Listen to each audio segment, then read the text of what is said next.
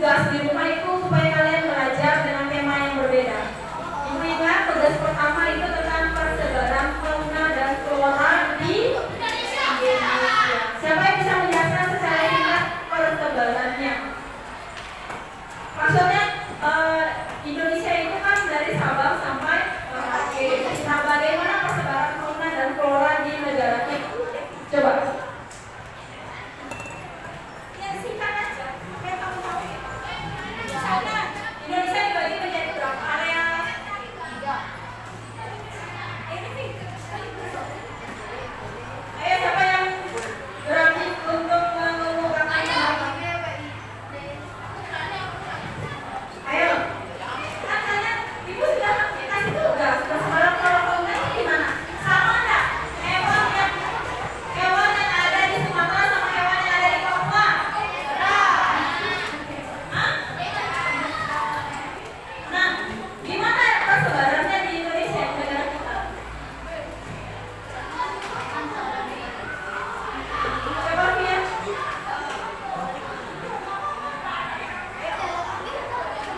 Apa-apa ada? Oh. Oke, fauna di Papua benar cendrawasih. Terus? Apa lagi? Kalau yang di Sumatera gimana hewan-hewannya? Hah?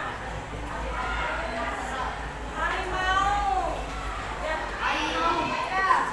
Oke, nah jadi persebaran flora dan fauna di Indonesia, negara kita itu banyak memiliki beragam hewan dan tumbuhan ya. Nah, Ibu, siapa nama ilmuwan yang membagi-bagi daerah Indonesia berdasarkan persebaran flora dan faunanya? Ada yang sampai ke sana bacanya? Siapa? Siapa tahu? Siapa? Wallace ya. Jadi Wallace itu membagi area timur dan area barat. Dilihat dari ciri-cirinya, ya. Nah, hari ini kita akan belajar tentang keanekaragaman hayati yang tadi. Sebelumnya, Ibu mau mengingatkan kalian. Ini apa? Ini hewan apa? Orang hutan. Orang hutan ini dari daerah mana? Dari di Kalimantan. Ya, selain Kalimantan, dari mana lagi? Di mana lagi? Sumatera, betul. Nah, ini apa? Jawa. Jawa. Jawa. Harimau Sumatera, harimau putih. Ya, ini hanya ada di Pulau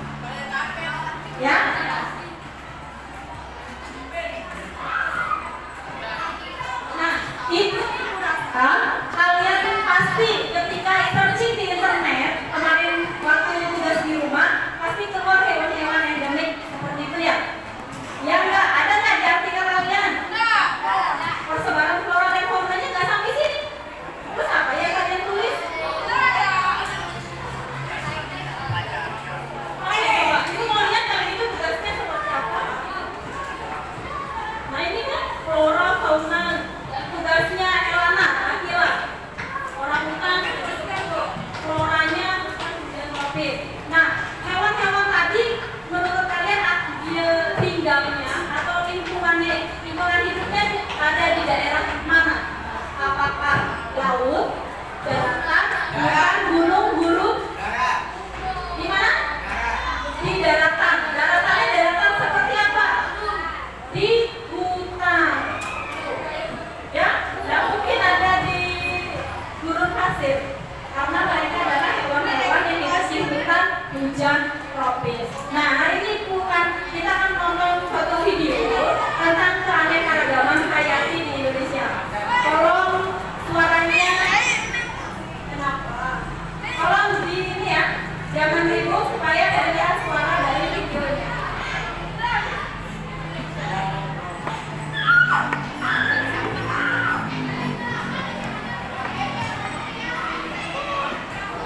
Mengenal keanekaragaman hayati di Indonesia. Hai teman-teman, pernah dengar tentang keanekaragaman hayati?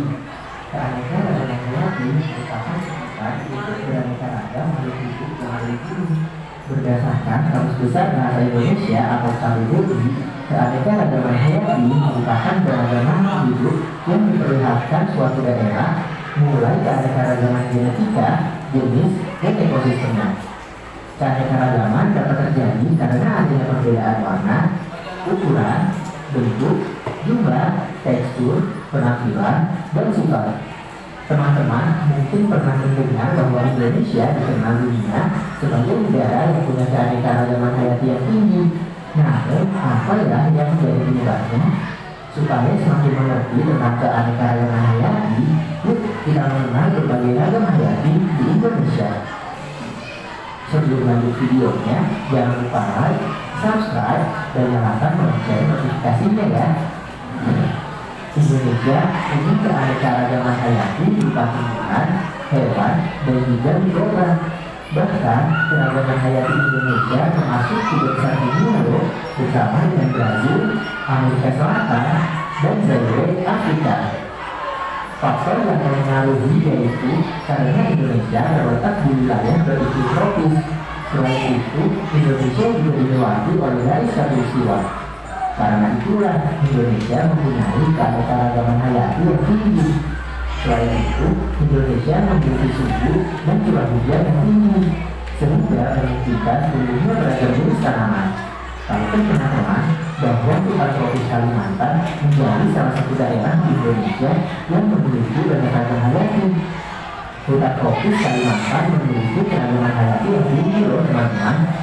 Keragaman hayati adalah keragaman makhluk hidup yang menunjukkan keseluruhan variasi spesies dan ekosistem yang terdapat di suatu daerah.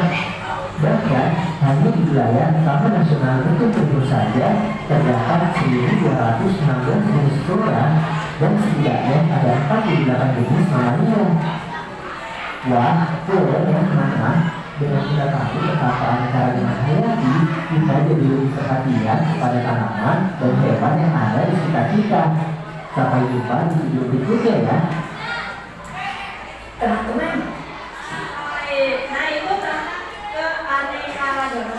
Jadi apa sih keanekaragaman hayati? Yang sudah menonton video, yang barusan nonton video.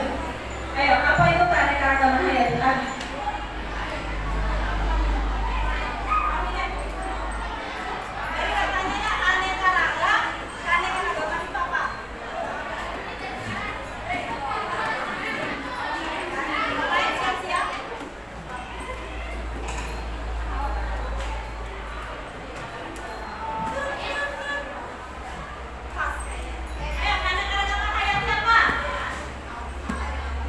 Mana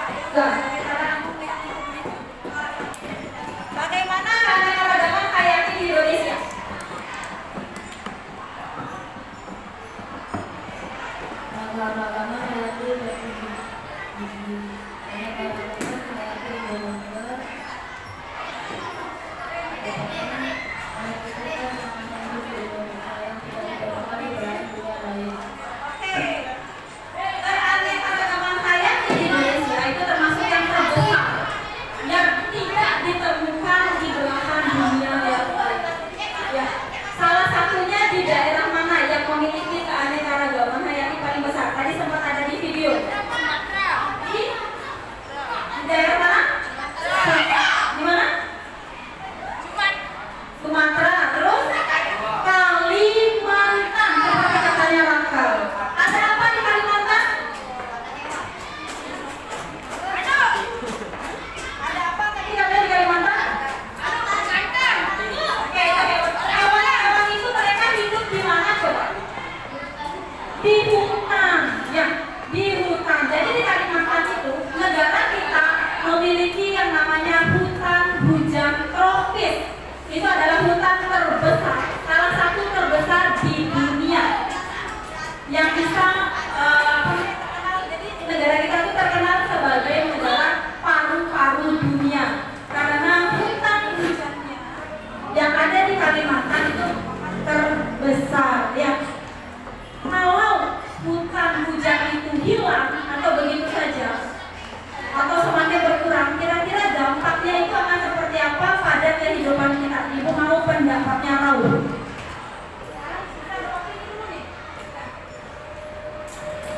Seandainya hutan yang ada di Kalimantan itu hilang, apa yang akan terjadi pada kehidupan bumi kita?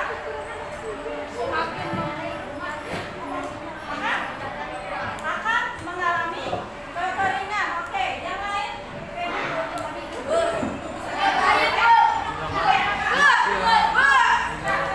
Hewan-hewan tidak mempunyai tempat tinggal. Betul.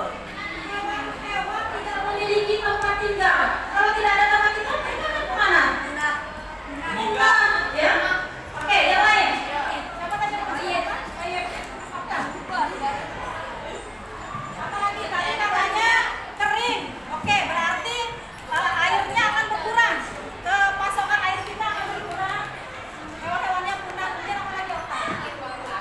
Kalau hutan hujan tropis itu menghilang, bumi semakin panas. Efek pemanasan global itu akan semakin terasa. Kewarnaan fauna di Kalimantan. Oke, hilang flora dan fauna. Tadi yang berarti punah. Berarti itu dampaknya besar sekali ya, banyak sekali. Nah, kemudian tapi apa sih yang menyebabkan hutan hujan tropis itu bisa punah? Gimana? Itu dari pendapatnya Kevin? Eksploitasi dari penambangan pohon. Eksploitasi dari bahan pohon. Tapi mau tidak mau kita membutuhkan ya. Kita sebagai manusia, coba bayangkan, manusia itu semakin hari semakin bertambah, betul tidak? Kalau manusia semakin bertambah, otomatis dampaknya kita membutuhkan tempat tinggal, betul tidak? Kalau di kota sudah penuh, kemana kita akan tinggal? Apa yang akan terjadi pada hutan kita? Pasti lahan itu, pasti hutan. Mau tidak mau kita harus fungsikan menjadi lahan pemukiman. Ya enggak? Contohnya sekarang, kalian tahu ibu kota Jakarta? Pernah dengar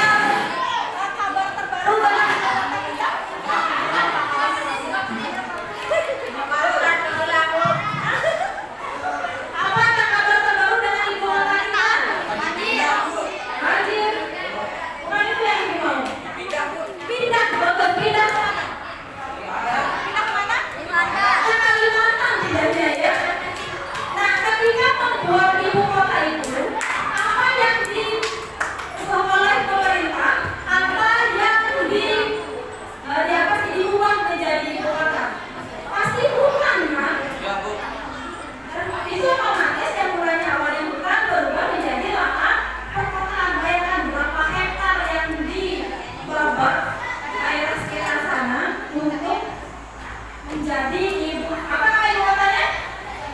Kata Nusantara. Pinter ya, saya baca ya. Ibu kota Nusantara. Jadi, ya di kapten. Jadi secara etika, itu sama pendapatnya. Secara etisnya, bagaimana sih cara menyeimbangkan kebutuhan kita sebagai manusia, kebutuhan tempat tinggal, Tuhan tanam kayu-kayu dari pohon-pohon di hutan dengan keanekaragaman hayati yang ada di Indonesia. Ayo, bagaimana secara etis? Di satu sisi kita perlu untuk memperluas lahan pemukiman, menggunakan kayu-kayu dari pohon. Tetapi di sisi lain kita tidak boleh mengeksploitasi terlalu besar. Coba ibu mau pendapat kalian. Mulai dari siapa? Oke, Raka. Menanam kembali. Menanam kembali. Mau nanam? Oke. Berarti apa istilahnya menanam kembali? Organisasi. Reboisasi. Oke, yang lain lagi. Sama. Suaranya perempuan kok nggak ada suaranya?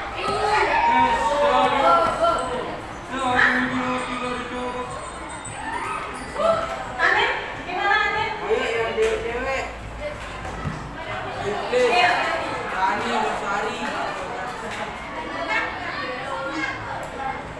Nebangan dengan sistem tebang pilih. Jadi pendapat Devi, kalau kita mau eksplorasi hutannya, boleh diambil kayunya, tapi dengan sistem tebang pilih. Ya, jadi di sana ada etika yang harus kita perhatikan ketika kita mengeksploitasi hutan. Jadi tidak sembarangan ya eksploitasi hutan itu, tidak bebas. Ada aturan-aturan. Selain itu, tadi reboisasi sudah, sistem tebang pilih sudah. Apalagi yang lain? Okta, coba ibu mau dengar pendapatnya Okta.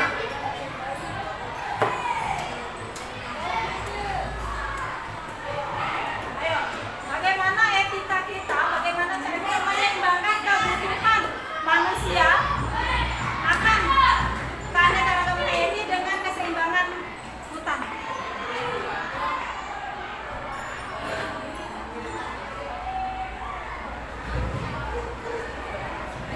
Dengan apa?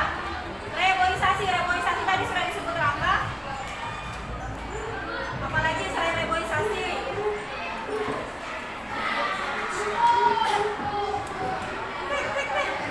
Speechless. Baik, nah sekarang baik, kita kembali. Nah, jadi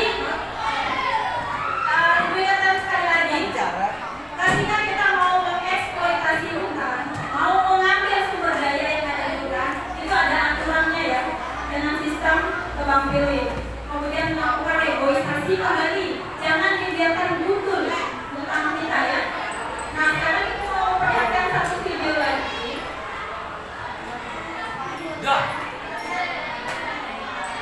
Tentang apa sih yang akan terjadi ketika hutan kita itu musnah.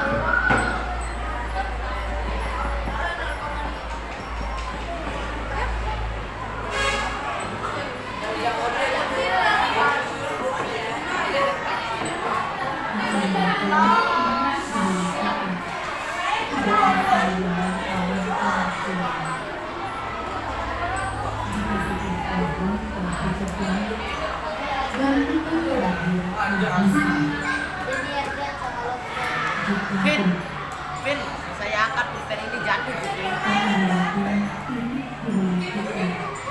Tidak bisa membaca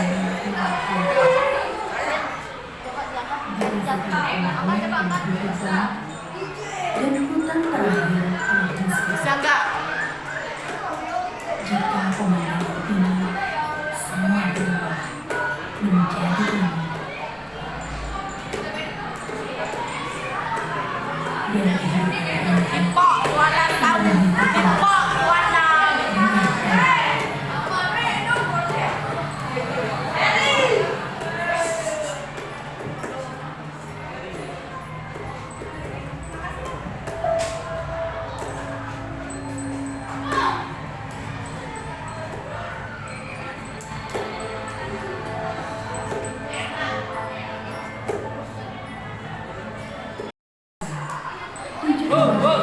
spesies reptil dan amfibi, serta 17% spesies burung di seluruh dunia.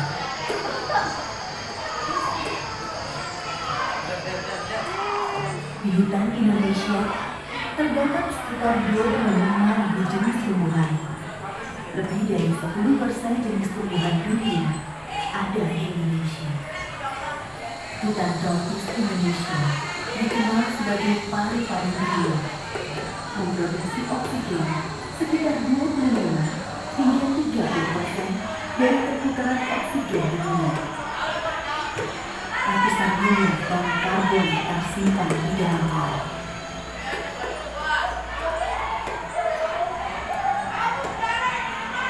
Indonesia adalah negara ketiga yang memiliki hutan hujan tropis terbesar di dunia.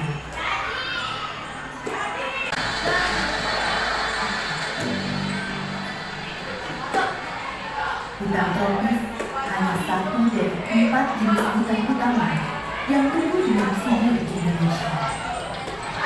Ada hutan rawa,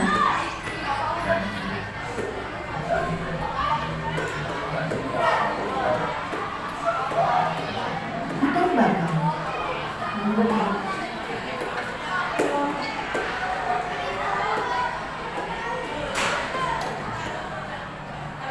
dan hutan sabana. Percaya atau tidak, walaupun berbeda dan terpisah oleh laut, hutan hutan ini saling berkaitan dalam sistem yang menopang kehidupan kita.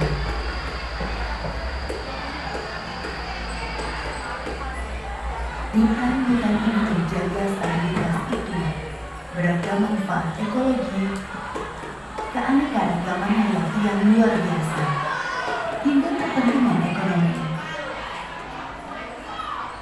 Stabilitas iklim salah satu korban. Jika hutan hilang, pertanian dan perkebunan akan terkena dampak. Iklim yang berubah menyebabkan banyak tanaman yang kering atau bahkan gagal panen. Tanaman seperti kopi yang memerlukan hutan sebagai naungan akan tumbuh dengan baik. Demikian pula dengan tanaman berbuah lainnya. Seiring waktu, tanah di mana-mana akan menipis, membutuhkan pupuk dalam jumlah besar agar tanaman dapat bertahan hidup.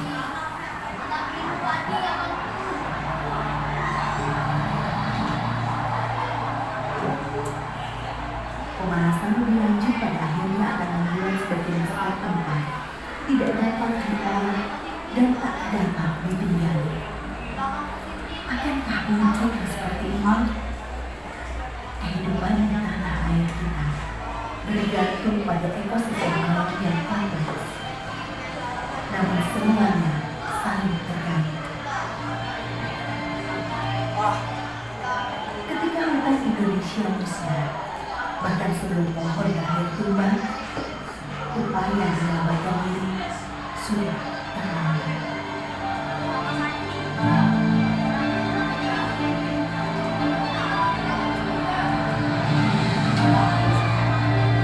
Eka.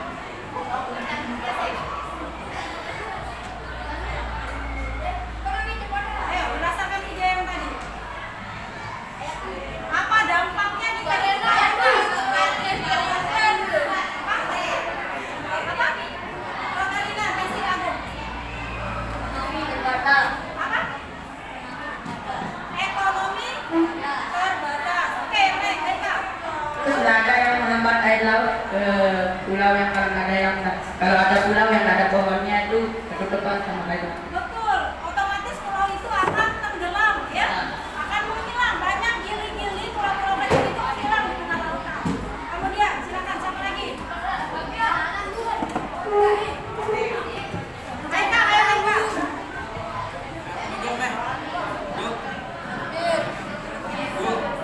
Ayo Aika. Erupsi. Ada lagi?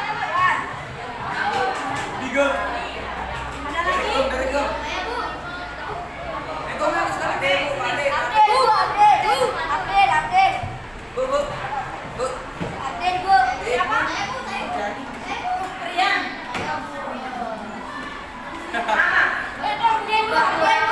Berkurangnya oksigen yang disumbangkan dari Indonesia sebesar 25 sampai 30%. Oke, bagus.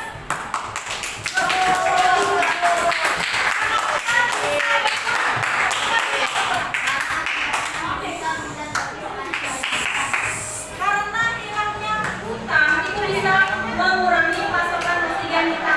Dan apa sih hubungannya oksigen? Apa hubungan hutan sama oksigen? Mana itu adalah suara yang perempuan. Ayo Feby. Anda.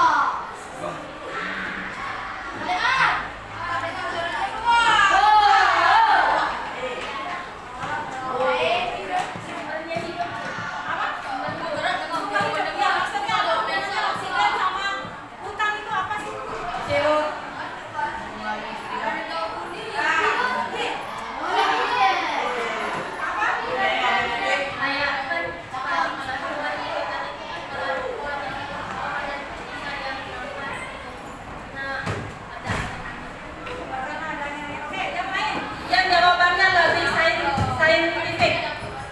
Apa hubungan oksigen sama hutan? Oksigen itu berasal dari mana? Dari pohon. Dari proses apa? Fotosintesis. Jadi kalau banyak pohon maka akan banyak oksigen. Ya. Perubahan iklim di Indonesia bahkan di seluruh belahan dunia itu akibat berkurangnya pohon di permukaan bumi. Salah satunya musnahnya hutan di beberapa daerah. Itu berdampak besar sekali buat kehidupan kita. Coba kalau dari dampak sosialnya, apa yang efek apa yang kita ini kalau dari segi sosialnya? Gimana kalian? Coba. Terjadi banjir. Terjadinya banjir, terjadinya kekeringan. Itu dari sosial. Nah kalau dari budaya, yo siapa yang bisa menghubungkan budaya sama hutan di Tropis? Keanekaragaman hayati. Coba Yunis. Jika tidak ada pohon, mungkin malam itu kan tidak mendapatkan makanan dari pohon. Oke.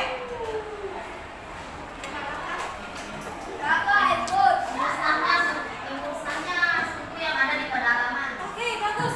Musnahnya beberapa suku yang ada di pedalaman. Contohnya suku Dayak primitif yang ada di Kalimantan ya. Ya, Bu. Jadi jangan kira kalian dari luar sana itu orang-orangnya mirip orang kayak kalian juga. Jadi ada beberapa suku primitif yang tidak menggunakan teknologi, yang hanya mengandalkan kehidupannya pada alam.